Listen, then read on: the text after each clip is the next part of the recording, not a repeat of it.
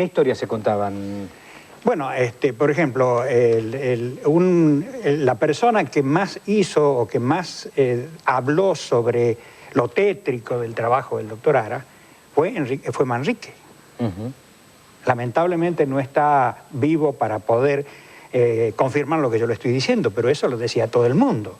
Era público y notorio de que lo tenía al doctor Ara como si fuera un Frankenstein, claro, o un personaje así tenebroso, claro, que ocultaba las cosas precisamente porque él se valía del misterio. No, él se valía del silencio y de la prudencia del sabio, que está haciendo un trabajo bien. Esa fue su gran preocupación. Según tenemos entendido, el último contacto que tuvo el doctor Pedro Ara con el cadáver de Eva Perón fue en el final del año 55, cuando él, digamos, se descompromete y cuando Eva es llevada de la CGT, ¿correcto? No, porque después lo vio en Madrid de nuevo. No, por eso digo, y se reencuentra en septiembre del 71, en Quinta del 17 de octubre, en Madrid, ¿verdad? Sí.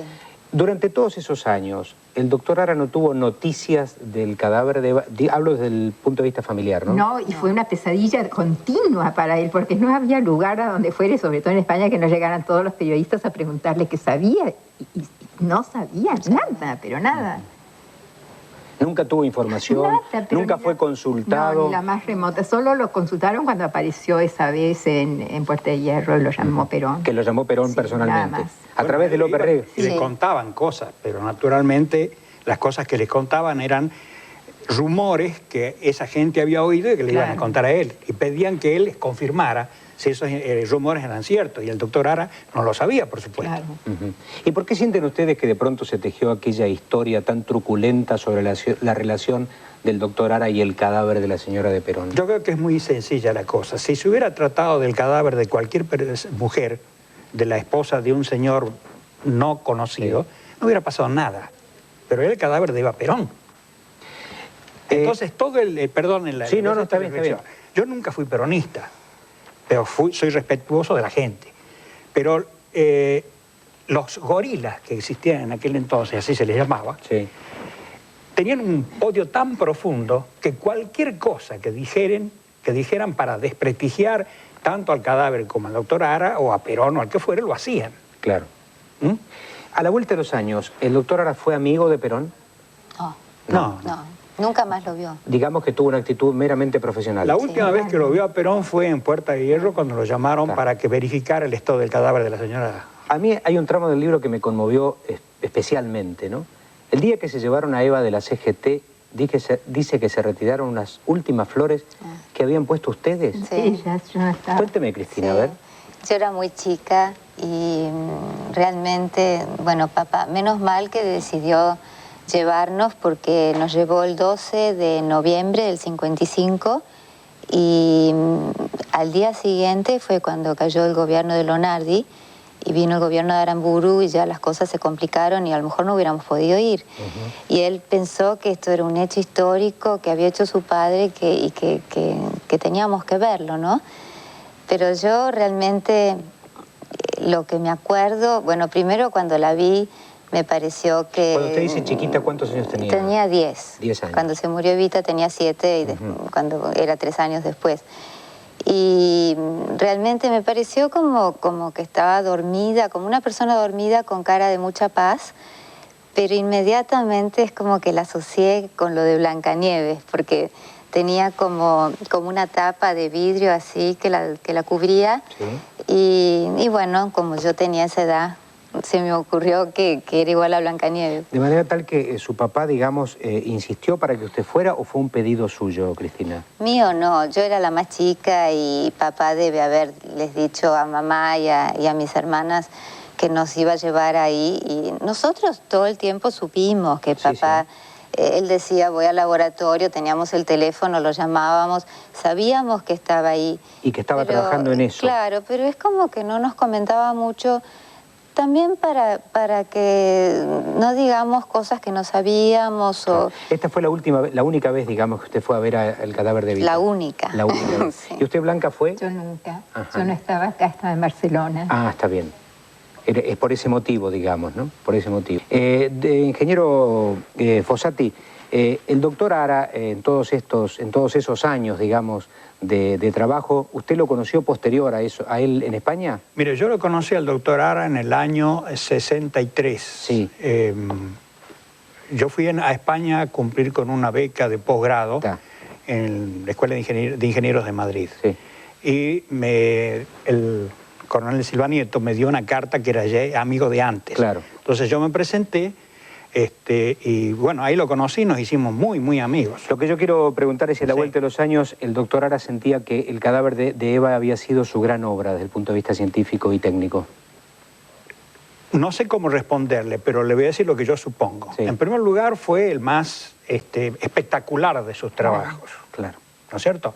Porque él embalsamó también el cadáver de la hija de un médico de Córdoba. No digamos embalsamar, porque a lo mejor lo estamos confundiendo con un embalsamador. Bueno, aunque el término... Ahí no importa. Claro. Eso lo hemos sabido siempre, que embalsamó a esa chica, porque su padre se lo pidió, pero lo hizo como hacía todas sus preparaciones. A quien la habían definido, creo, como la Bella Durmiente. Claro, exacto. porque la tuvo en el laboratorio de la facultad.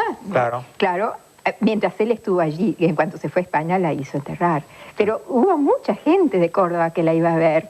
Y solo se veía, por supuesto, un óvalo de vidrio. Claro. ¿Qué me decía? Discúlpeme. Bueno, él tenía también otro preparado, porque él era, como les dijo muy claro, era anatomista. Entonces él hacía preparados para enseñar en la facultad. Preparaba manos, brazos, riñones, hígados y demás. Eso lo hacía a propósito para que el alumno viese de cerca cómo era el problema. Y así podían enseñar perfectamente anatomía. Tan no era un embalsamador, en el sentido peyorativo de la palabra, que cuando parece que intentaron de llevarlo a Moscú con el objeto de ver el cadáver de Lenin, porque había tenido un cierto grado de deterioro. Entonces él un poco se escondió y no quiso saber nada del tema. Por muchas razones. En primer lugar, porque él no estaba para eso. Eso es lo que él al menos me contó a mí. Y además tenía su cátedra en Córdoba que tenía que volver. Coronel, ¿usted puede dar testimonio de por cómo fue convencido el doctor Ara para hacer este trabajo? Porque creo que inclusive fue llamado horas antes de morir Eva Perón, el 26 de julio. Sí, personalmente no me consta, pero sé que... Lo digo, ¿alguna confesión que le haya hecho? ¿Por qué lo decidió? ¿Por qué decidió hacerlo? Él se lo decidió después de pedir autorización incluso al embajador de España. Ajá. Es decir, con un requerimiento oficial. Está bien.